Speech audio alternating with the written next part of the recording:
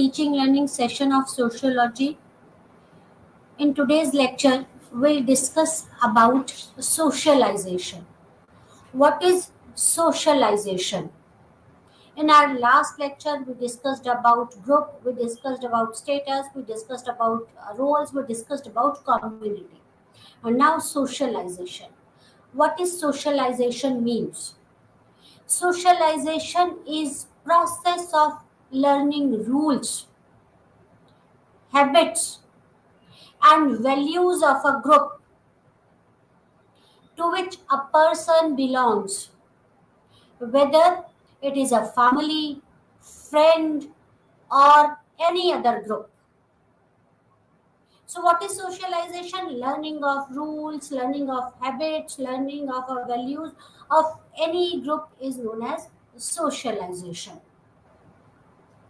Socialization is a process by which child slowly becomes aware of herself or himself as a member of group. When you learn the rules, when you learn the habits, and when you learn the values of a group, then you can connect with that group. So it is a process. Socialization is a process by which a child slowly becomes aware of himself and herself as a member of that particular group and gains knowledge about the culture of the family or the society in which he or she is born. So, socialization is learning the rules, being aware about the culture of the group and the society. As per Anthony Giddens, socialization refers to the process which transform a quiet, helpless human infant into self-aware, knowledgeable person who is skilled in a way of their society's culture. So it converts an infant, a quiet infant, into a self-aware and a knowledgeable person. According to Peter Worsley, socialization meant simply the transmission of culture, the process whereby men learn the rules and practices of social group. Socialization is an aspect of all activity within all human societies. Tony Blinton defines socialization as the process by which we acquire the culture of society into which we are born, the process by which we acquire our social characteristics and learn a way of thoughts and behavior considered appropriate in our society. Types of socialization. There are two types of socialization: primary socialization and secondary socialization. What is primary socialization? Primary socialization is most important feature in the process of socialization. It happens during the infancy and the childhood. The primary stage basically takes shapes during the infancy and the childhood, where the basic knowledge and language or behavior is taught. Primary socialization. The socialization begins from at the time of the birth of a child, and it is a continuous process. It continues till death of a person. So it's a continuous process. At each and every time, a human being, individual learns something. So primary socialization begins from the childhood or at the stage of infancy. In this social, the child learn basically or gains the basic knowledge and the knowledge of the language or behavior. It has been taught to the child how to behave in a society, what are acceptable society and what is not. This is primary socialization. Primary socialization refers to internalization of fundamental culture, and ideas of society. In this, an individual or a child internalizes the fundamental culture and the ideas of society. Then the third type is gender socialization. Gender socialization is this uh, we divide the society on the basis of gender, male and female, and there is division of labor on the basis of gender, and there are certain do's and don'ts on the basis of gender.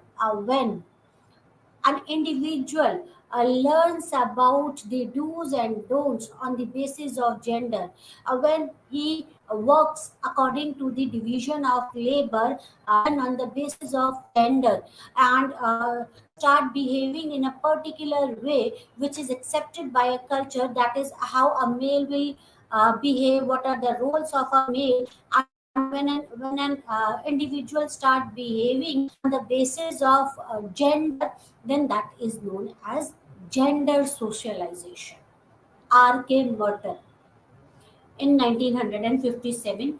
It is a process by which someone is consciously socialized for future occupations, positions, and social relationship. Is anticipatory socialization means, it is this term is given by R.K. Merton. And what is anticipatory socialization? It is a process, anticipatory socialization, when someone is consciously socialized for a future occupation. When suppose if someone wants to become a doctor, and then they start socializing in a particular way, they start grouping up with the doctors, right? They start learning, they start finding out what all has to be done to be in that occupation. When you consciously socialized someone for future occupation, or for a specific position, or social relationship, then that is known as anticipatory socialization. When from the beginning you know what you have to do, and you start working on that from the very beginning, then that is known as anticipatory socialization. Through socialization, people are socialized into group to which they wish to or have to join, so that to be very difficult. If someone wants to become a professor, or want to qualify the UPSC, right? So they start socializing into the groups into which they wish to, or they have to join, so that it doesn't seem to be very difficult for them to join that group. This is known as anticipatory socialization. When you consciously socialize for future occupation or position, that is known as anticipatory socialization. What is re-socialization? A re-socialization refers to the process of leaving certain behavior and roles in order to adopt a new ones as a part of one's evolution in life. That is re-socialization. Re-socialization occurs where there is a major transformation in the social role of a person. What is re-socialization? When you leave a certain behavior pattern and adopt a new ones, then that is known as re-socialization, right? A re-socialization occurs when there is a major transformation in a social role. Suppose one is getting married, then this is a process of re-socialization. They leave a certain pattern, and they adopt another pattern which is expected from them as a wife, or as a husband, or as a in-laws, right? So this is re-socialization. Re-socialization refers to the process of leaving a certain behavior pattern in order to adopt a new one, as there is a change in the rules, or there is an evolution in one's rule. right? Resocialization occurs where there is a transformation, a major transformation in a role. If someone is getting married, then this is a major transformation in the role. There is a major transformation. Then a girl or a boy leave a certain type of a behavior to adopt a new type of a behavior. What is adult socialization? Adult socialization takes place in adulthood when individual adapts a new role, such as that of a husband or a wife or an employee. This is related to their needs and wants. Resocialization is there, and the adult socialization, this occurs in the adulthood when you leave certain specific, when you adopt a new role, right? Then that is known as adult socialization. Suppose you have taken up a job and now a new role, and then there is a change in the behavior, learn the rules of that role, that is known as adult socialization. What is socialization? Learning of rules, norms, values is known as socialization, right? When an individual adopts, when an individual takes up a job and becomes an employee of an organization, then there are certain rules of the organization, and that individual has to follow those rules of an organization, and he learns the norms, values of that organization to be part of that organization. This is known as adult socialization. Clear? Okay. Socialized self. George Herbert Mead's Self, Mind, and Society. G.H. Mead was a social philosopher who discussed the connection between the self, the mind, and the society. He believed that society has effect on self and mind, and the self and mind have effect on society, right? G.H. Herbert made this theory given by the socialized self. This George Herbert Mead's self, mind, and society theory is very important. G.H. Mead, or the George Herbert Mead, is a social philosopher, and he discussed that there is a connection between the mind, between the self, and the society.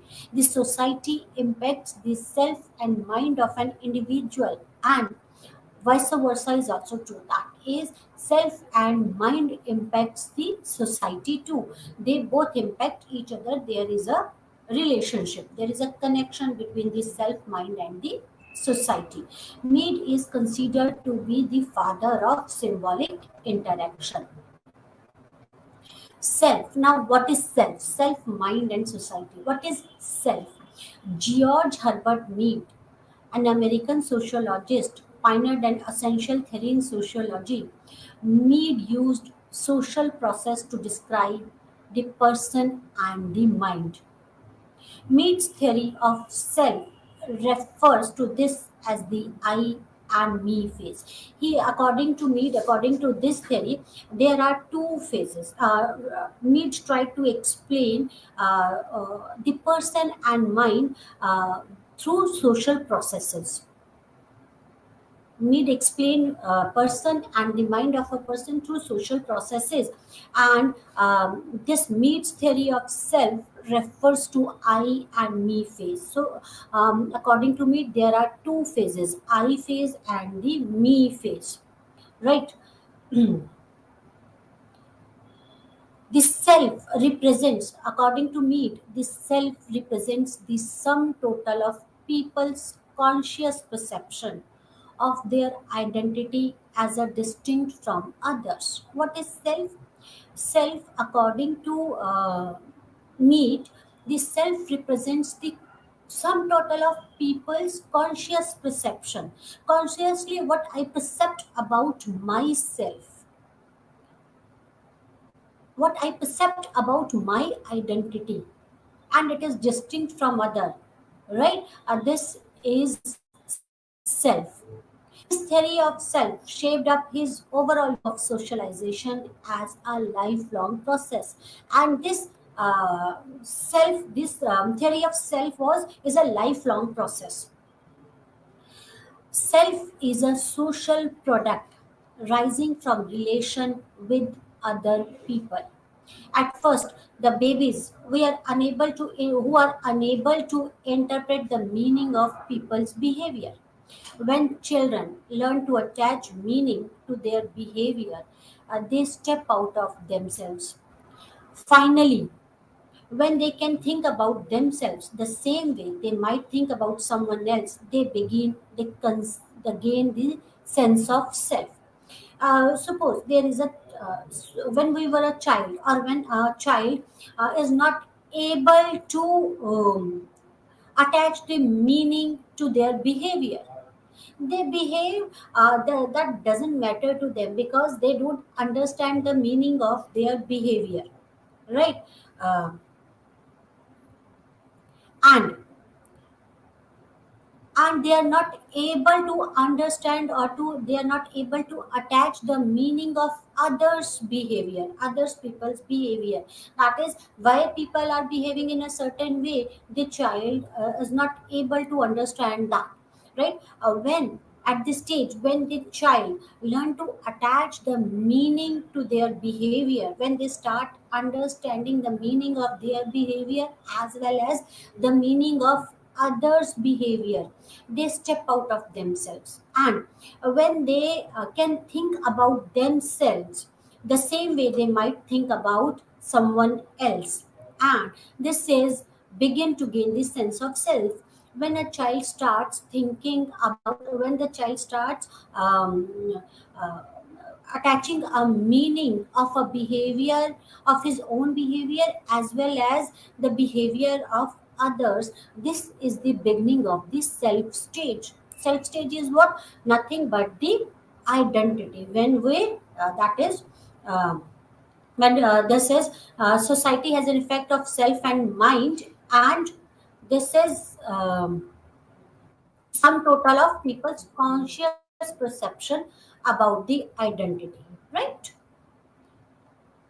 There are three stages of development of self. Self develop in three stages means we start uh, attaching the meaning to the behavior in three stages, right? The process of forming self, according to Mead, occur in three distinct stages. The first stage is imitation stage. What is imitation stage? In this stage, children copy the behavior of adult without understanding it. A little boy might help his parents to vacuum clean the floor by pushing a toy vacuum cleaner or even stick around the room. This is the imitation stage, when child start imitating the adult, when they start imitating the family members without understanding their behavior, without understanding, without attaching the meaning to their behavior.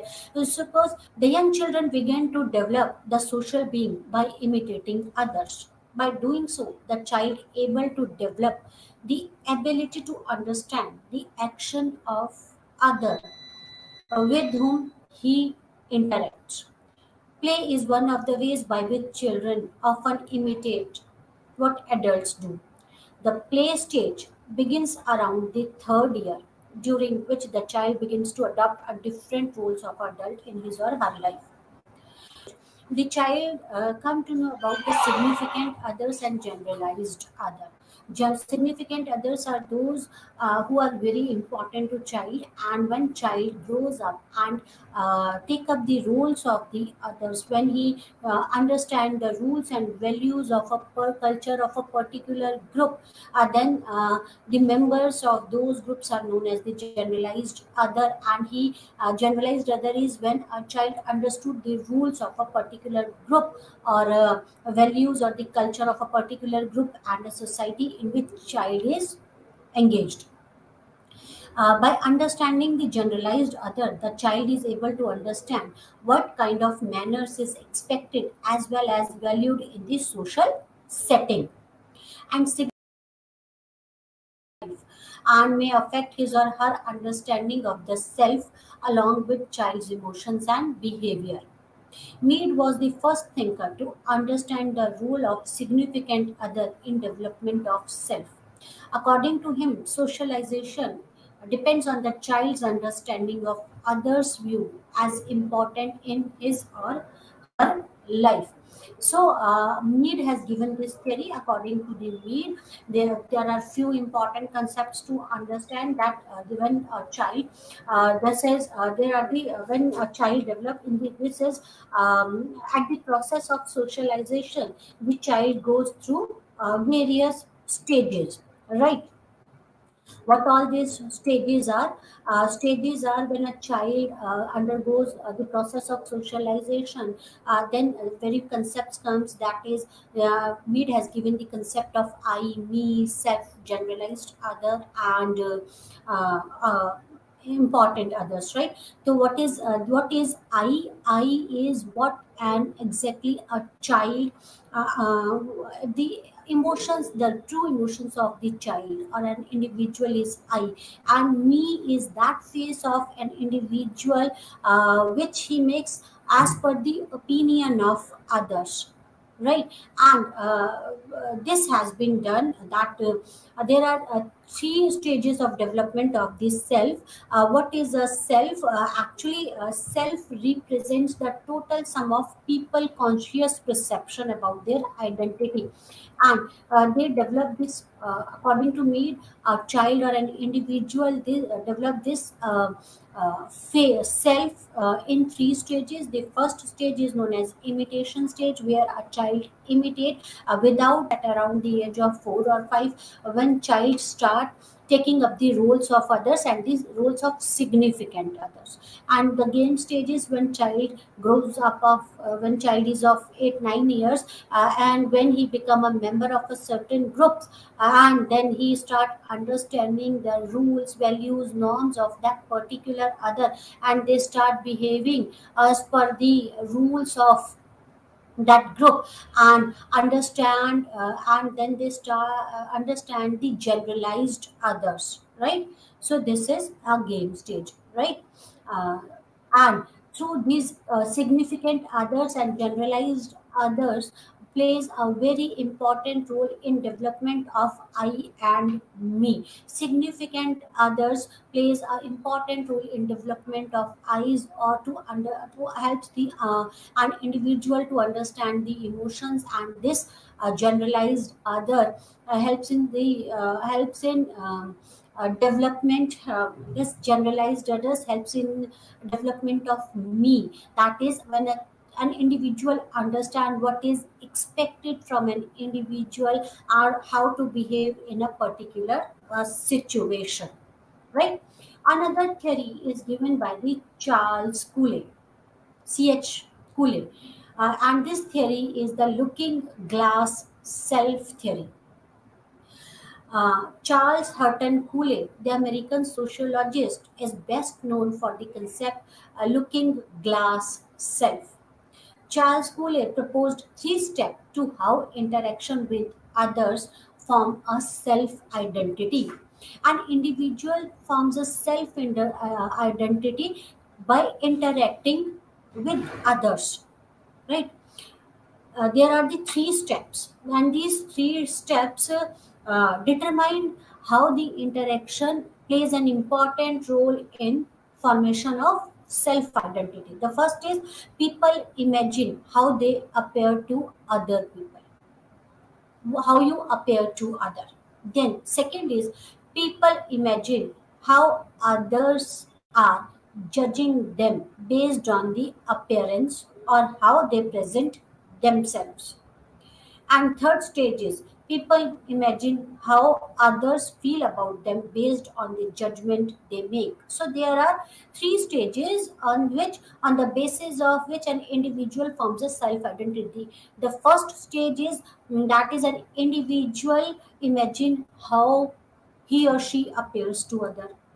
Second is how other people judge about him or her through his appearance. And third stage is what how other feels about them on the basis of their judgment, right? Children develop a concept of their selves with the help of others around them. He or she forms an idea about oneself based on the opinions of others about him or her. The kind of social self that develops out of an imagination of how one appears to other person, and the kind of feeling about oneself can be referred to as a looking glass self or reflected self. Looking glass self, when an individual starts looking himself through others points of view, right? This is looking glass self. That is, when an individual, when a social self develops out of an imagination how one appears to other person, how you appear to other, and the kind of the feeling about oneself, that is looking glass self. The knowledge about ourselves develops in us through opinion and reaction of others around this. The social looking glass self consists of these people, other people through whom we build an image of ourselves. This knowledge about oneself is first obtained from the parents and later it is reconfirmed by the judgment of others, right? So, there are the three stages, right, in looking glass self. That is when an individual thinks how he appears to others. Then second stage is when he thinks what other how others will judge him on the basis of appearance. And third stage is when this how people what other how other feels about him on the basis of their judgment, right? And through this an individual makes image of thyself. When we make an image of ourselves through other points, through others opinion, then that is looking glass or the self types, right? We make an image. Okay. There are three main features that make up the idea of self. First, our imagination, how we appear to the people. Second, our imagination of the judgment that other person make by our appearance. And third feeling is of self-importance, self-doubt, or the shame based on the imagination of others people judgment about our appearance. Right? Okay. So, looking glass self theory is when someone makes an image of thyself from others' point of view. When you make this image of yourself through imagination, what people thinks about you, how you appear to them, how they judge according to your imaginations. And third is and the third feeling is that is how they react on the basis or how they feel or what is their opinion, how they feel about you on the basis of their judgment. And on the basis of their judgment, on the basis of their reaction, you make an image of yourself, and it starts from the family. When a family says that you are very confident, you are very good, then this makes an image, or this gives an impression to a child that I'm smart. When a family member starts saying that you are dumb, you are not good, you don't look good, right, then this brings down the self-confidence of an individual. It starts from the family and then it goes out of the family. Then people start making their images through others' point of view. They start imagining themselves, they make image of themselves through others' point of view. Okay. Now, next theory is uh, theory given by Freud. Freud psychoanalytic theory of personality. The human behavior and personality depends on interaction upon three major components: the id, ego, and the superego. Every individual or every personality has a three major components: the id, the ego, and the superego are the major components, and each component plays a unique and important contribution to human personality. Human personality is made up of three components: id, ego, and superego. And each personality and each component is different, unique, and plays a very important role in human personality. Right? Okay. This model focuses on the role of unconscious mind in taking various decisions and shaping the personality and behavior of a person. So, as per this model, uh, uh, uh, uh, Sigmund Freud has considered that unconscious mind plays a very important role in decision making and shaping up the personality and behavior of others. So he has Sigmund Freud defined id, ego, and superego, and discussed the role of id, ego, and superego in development of a personality of an individual. What is id? The id. This component is present from the time of birth in the people. It involves taking instantaneous decisions without thinking much about the causes and the consequences of the decision. The decision taken by the person are primarily from his or her unconscious part of the mind. The id works on the, as per Sigmund Freud, pleasure principle. That is, it focuses on fulfilling the biological needs and the conscious or the unconscious desire, such as anger, hunger, thirst, urge to pee or sex. That is the id. Id is that part of our personality which takes the decision instantly without thinking much about the consequences of our decision, and it is basically taken by the unconscious mind. Hunger, we feel hungry, right? This decision is taken by the unconscious mind. Anger, right? Without understanding the consequences of this, people take the decisions. This is the id. It is that component of the personality which takes the decision through unconscious mind. If these needs or desires are not satisfied, it may lead to tension, stress, or anxiety. As the id is the only component that is present from birth, hence the behavior of child is mostly controlled by the id, and they always focus on fulfilling their need as early as possible. You might have seen a child crying for a toy, right? Why? Because of this id component, he wants that and he wants to fulfill his desire as early as possible. if you will if you don't get him that toy, he starts crying even in the market without understanding the consequences, without understanding his decision, what he is doing, that is whether this is acceptable in the society or not. This is the id component. Which example I have given to you, that when a child cries for a toy which he wants, but his parents denied. Ego. Next component is ego part. The children's behavior due to the id component may be acceptable by the society, but this behavior may cause a problem when a person grows up.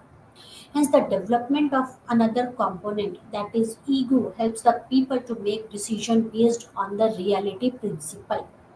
It involves taking decision not only based on fulfilling the personal needs or the desire, but also considering the realistic and socially approved behavior.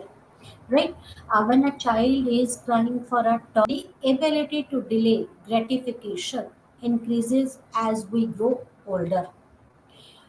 Sigmund Freud defined ego as a part of the id which has been modified by the direct influences of the external world.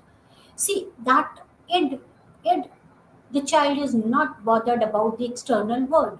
but this it has been modified with this it has been modified by the direct influence of the external world. The now child start when child grows up, he start behaving as per the norms of the society or the groups. This is the development of the ego component of a personality.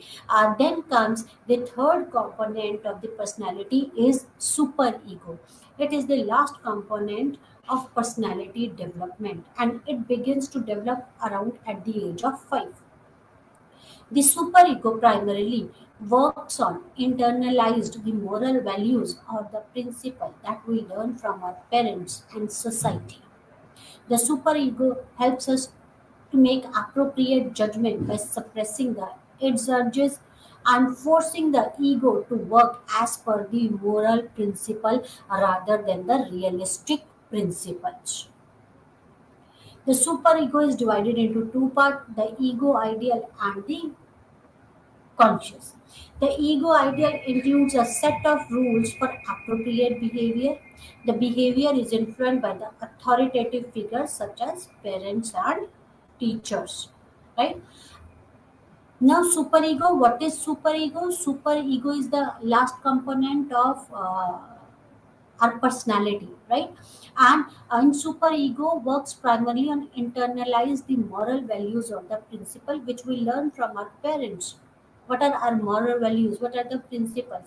The superego try to suppress the its urges and forcing the ego to behave as per the moral principle rather than the realistic principle,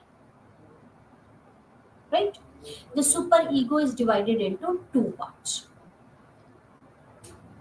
People experience the feeling of accomplishment and pride in fulfilling this set of rules. The ego ideal is also considered an ideal image we have in our mind about ourselves. The conscious involves the set of rules for behavior that are considered as bad. When we do things that are considered not appropriate according to our conscious, it may lead to bring the feeling of guilt in us. It is commonly observed that decisions made as per the ego and superego are same most of the time, but the superego's reason for taking decisions that are based on the moral principle or judgment, while ego's reason for taking a particular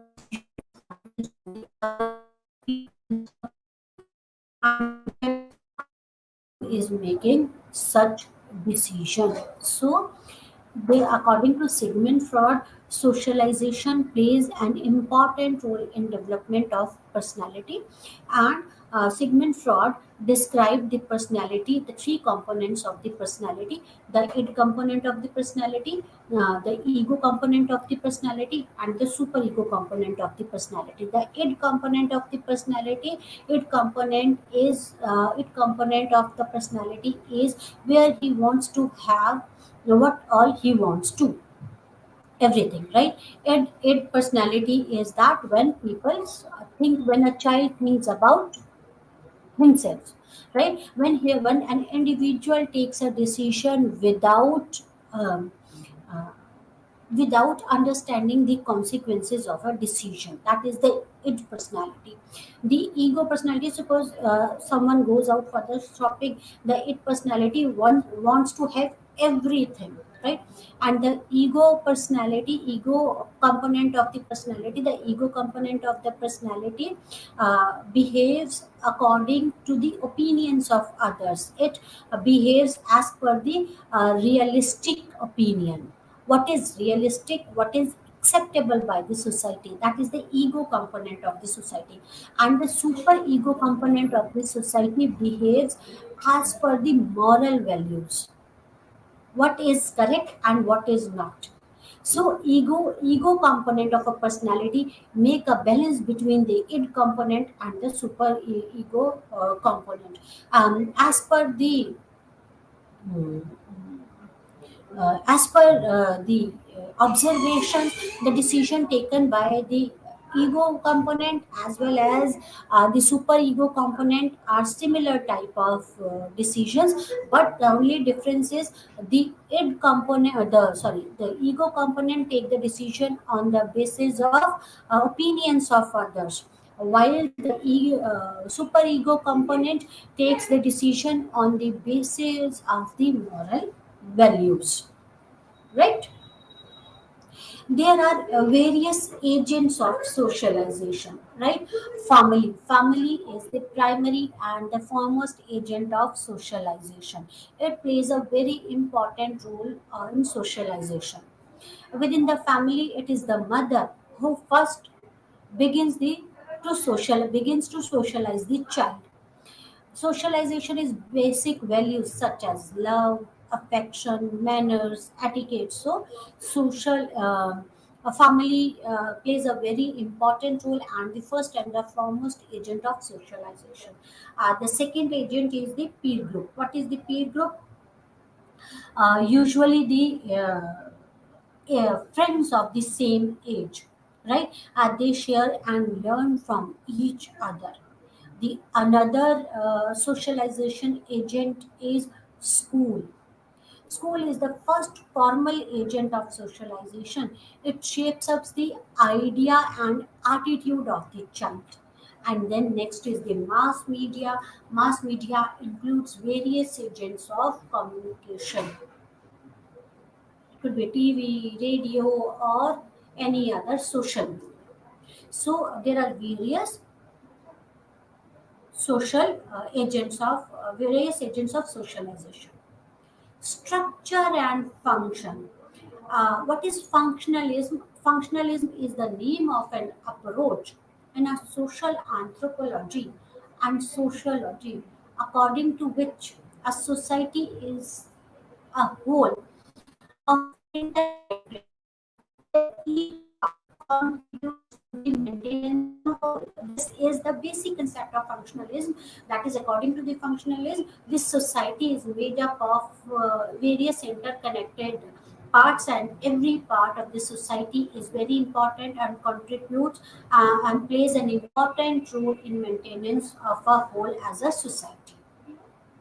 Social control and change. What is social control? We understand what is socialization. Now it is very important to understand the social control. What is social control and what is social change? A social control is a central concept in sociology. All of us are expected to behave in a certain way. We cannot behave the way we like. We are supposed to behave in a particular way. And the purpose of social control is to exercise control over people in an effective manner so that the society can function as a whole, so that there could be no disruption in the society. If everyone start behaving as per one's requirements or the wish, then it would be difficult for the society to maintain peace in the society, then function, then society cannot work as a whole. To maintain the whole of the society is very important that there should be the control over the people in an effective manner. Confirming or behaving according to the norms of the society is known as or is referred to as conformity.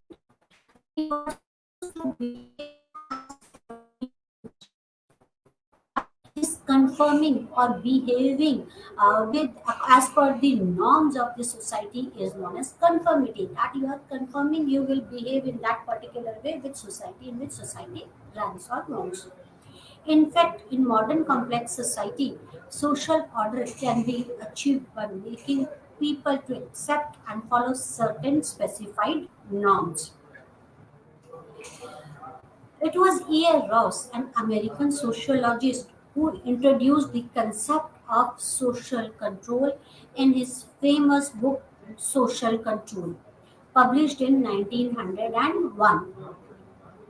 He has defined the social control as a system of devices whereby society brings its member into conformity with the accepted standard and behavior. As per year laws, that is, when the society brings its member to the conformity. Conformity is when people behaves as per the rules of the society or the norms of the society. When a society brings its member to the conformity, or when the member of the society start behaving as per the new norms or the standards or the behaviors of the society. Others like Ogburn and Nimkov said that social control refers to the pattern of pressure which society exerts to maintain order and established rules. When a society pressurize the individual or the members of the society, so that they could maintain the order and establish the rules, right? Types of social control. There are types of the social control. The first type is the formal control. What is formal control? The formal control is exercised by some institutionalized organizations or association characterized by formal authority like government, which makes laws, rules to control. Formal control is feature of modern urban complex society in which the interaction is mostly impersonal in nature and social life is anonymous. A complex society requires necessity of formal control or rules and regulation to make the people or the members conform. To bring the people to the conformity, especially in the complex urban society, there are certain organization, institutionalized organization and association. They have the formal authority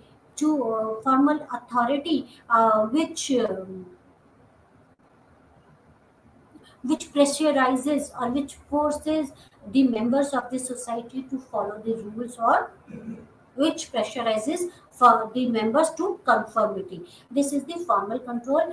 Example, the legal process or the laws made by the, or rules made by the government or the employer. All employees have to follow the rules made by the organization or the employers, and every citizen has to follow the rules made by the state, so that there could be the conformity, and society can grow. Second is informal control. Informal control is majorly exercised by the unwritten rules and regulations, right? This informal, there are various informal agents like folkways, traditional beliefs, customs, rituals, gossips, public opinion. All these are the informal ways to control. Informal means of social control evolve on their own and an integral and accepted part of the life over a period of time. To Where there are specific agencies who have the authority to enforce the rules, or to bring the people of that group, or to bring the member of that particular group or uh, country to the conformity. The informal controls are the unwritten rules like folkways, rituals, customs, beliefs, or gossips. At times, gossips plays an important role in control. What people will say about other, and then we start behaving in a way that majority, in the way the majority behaves. That is the informal control. There are various agencies of social control. That is, first is control by law. Law is the most powerful instrument or the agency of social control, especially in modern urban complex society. Law appears in society with political organization of the state. Everyone has to follow the laws made by the state, right? Then control by education. Education plays a very significant role or a tool in social control. Education can be just simply viewed that is very important. It impacts the family and an individual and plays an important role in social control. Right? That's all for today. Thank you very much. Namaskar.